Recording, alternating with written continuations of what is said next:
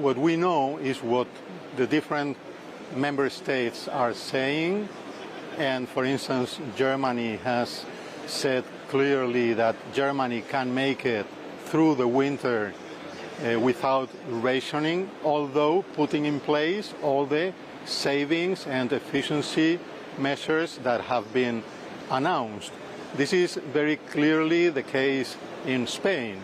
We have our underground storage facilities at 85%, and we have a very strong regasification infrastructure. You know, we have 6 regasification plants in Spain, which mean that we have 34% of all the regasification infrastructure in Europe.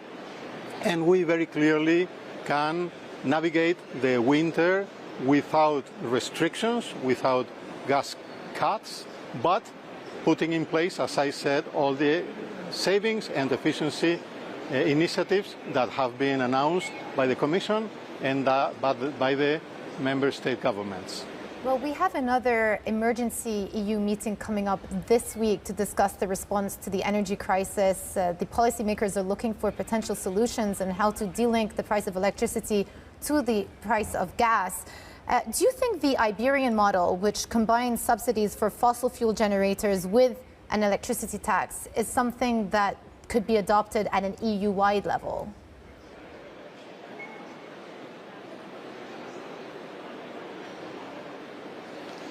Well, the fact is that with electricity and gas prices hitting new highs almost every day, Europe has to respond to this.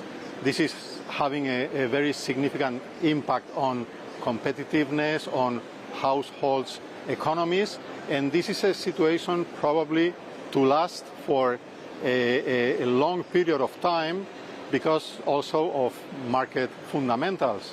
So Europe has to respond with exceptional measures to an exceptional situation, and since the Iberian Exception started operating in June, the fact is that electricity prices in Spain are approximately 1/3 of those in countries like Germany, France or Italy.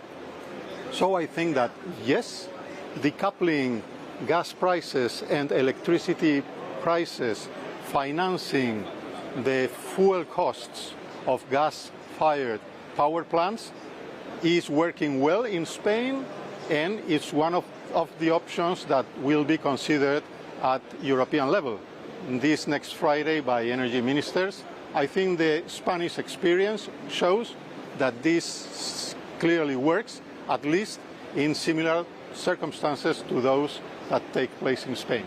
Well, one other alternative energy source that the EU have been increasingly relying on is LNG.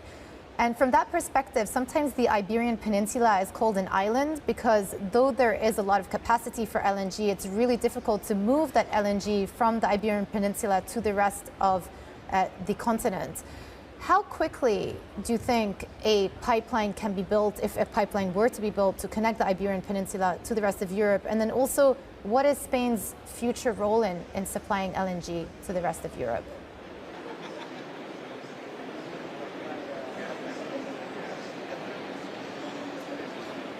First, I would like to mention that Spain is already supplying LNG to the rest of Europe through reloading of ships that can be unloaded in smaller regasification plants elsewhere in Europe. This year, 2022, we are going to double the number of ships reloaded in Spanish regasification plants. This is already very significant. Also, we have 2 pipelines connecting Spain with France, and these 2 pipelines have a 7 BCM capacity that is 100% already contracted. So we are already doing things, and we are expanding these options. We will put in operation a 7th LNG plant in the north of Spain next winter. This will add from 5 to 8 BCM of additional LNG available for Europe.